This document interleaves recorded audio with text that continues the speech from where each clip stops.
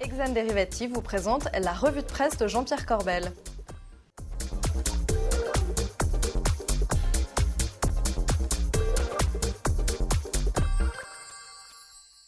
Bonjour et bienvenue dans la revue de presse hebdo du Club Patrimoine. Jean-Pierre, bonjour. Kalimera, Bogdan. C'est quoi ça? C'est du grec? Et oui, c'est du grec, j'espère que c'est bien prononcé.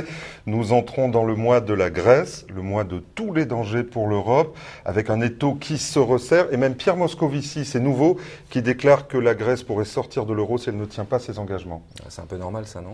Eh bien oui, c'est l'hôpital qui se fout de la charité. Oui, quand même un peu. Quand même. Car c'est aussi en juin le mois de la France, avec des élections certes, mais aussi des engagements à tenir. Et la France est aux abonnés absents. L'OCDE, Bruxelles et même la Cour des comptes demandent à la France de tenir ses engagements et Paris ne répond pas. Alors Jean-Pierre, je pose la question, est-ce que Paris brûlerait-il? Et oui, Paris brûle-t-il? On n'en est pas loin, Bogdan. Je parlais de la Cour des comptes. Vous savez, son président, c'est Didier Migaud, il est socialiste. Et pourtant, la Cour des comptes met en garde le gouvernement. Écoutez Nicolas Doz sur BFM. La Cour des comptes nous dit qu'il faut baisser la dépense et pas la stabiliser. La Cour des comptes nous dit qu'il ne faut plus taper sur la pédale des impôts car les prélèvements ont déjà beaucoup augmenté. La Cour des comptes nous dit qu'il faut baisser la masse salariale de la fonction publique, donc ne pas recruter. Et la Cour des comptes nous dit qu'il faut réduire la facture sociale, donc ne pas l'alourdir. Voilà exactement le contraire des promesses du gouvernement, des promesses qui vont certainement néanmoins attendre après le 18 juin pour leur exécution, sauf une. L'augmentation massive des impôts, et ça, c'est le Premier ministre qui le dit. Ils augmenteront pour certains et moins Ils pour vont d'autres. augmenter donc?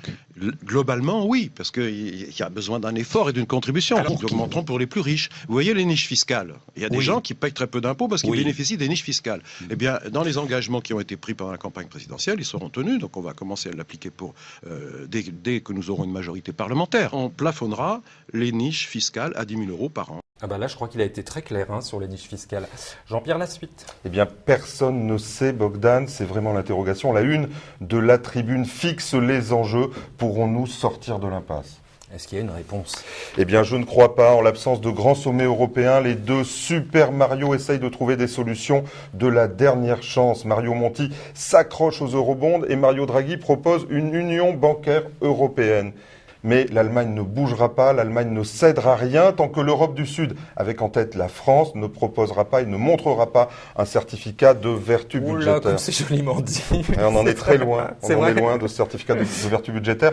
Et surtout en ce moment, le sentiment anti-euro monte en Allemagne. Alors, conséquences pour le patrimoine? Eh bien, comme personne ne sait, tout le monde raconte n'importe quoi. Et ça, c'est pas bien. Et non, c'est pas bien. Vous savez, j'ai un dada sur les fonds en euros. Oui, mais ça, on le sait. Ouais, un article C'est dans pas le... Chantilly.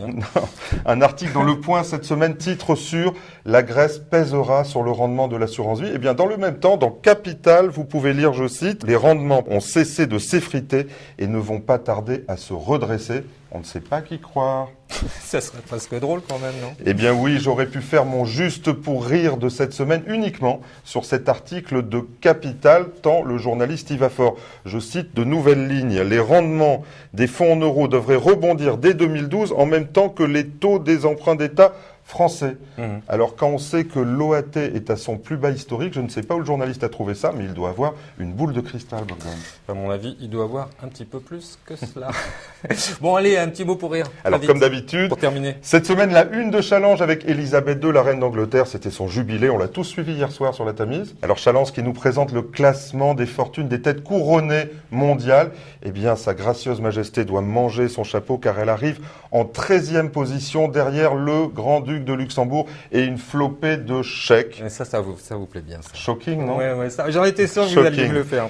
Et vous savez quelle est la tête couronnée qui arrive en tête des fortunes mondiales? Oui, non, allez-y. Eh bien, c'est Ramanov. Oui, j'ai pas le droit de le faire, on m'a dit ne le fais pas, Ramanov, ça n'est pas le frère de Ramayad, c'est le roi de Thaïlande avec une fortune de 21 milliards d'euros. Et bien là encore, les émergents émergent, Bogdan. Bon, allez, très vite pour terminer. La pépite. Ah oui, tiens, c'était à l'envers cette semaine. Eh bien, cette semaine, c'était pour faire la liaison, une pépite, comme chaque semaine sur Club Patrimoine avec notre partenaire Cantalis. Et cette pépite, elle est chez les émergents cette semaine. Vous savez quel est le pays qui a le plus... Je ne sais pas. Quel est le pays qui a le... Laissez-moi finir. Oui. Qui a le plus performé sur 1 an, 3 ans, 5 ans. Non, je sais pas. Eh bien, Eh bien, la Thaïlande encore. Ah, d'accord. Un exemple, Je viens de comprendre. Templeton Thailand Fund avec un rendement de 143% sur 3 ans, mais surtout depuis le début de l'année, encore plus de 15%.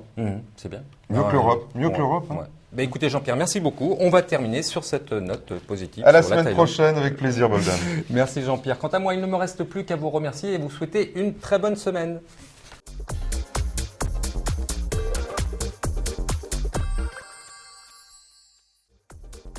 Ce programme vous a été présenté par Exane Derivative.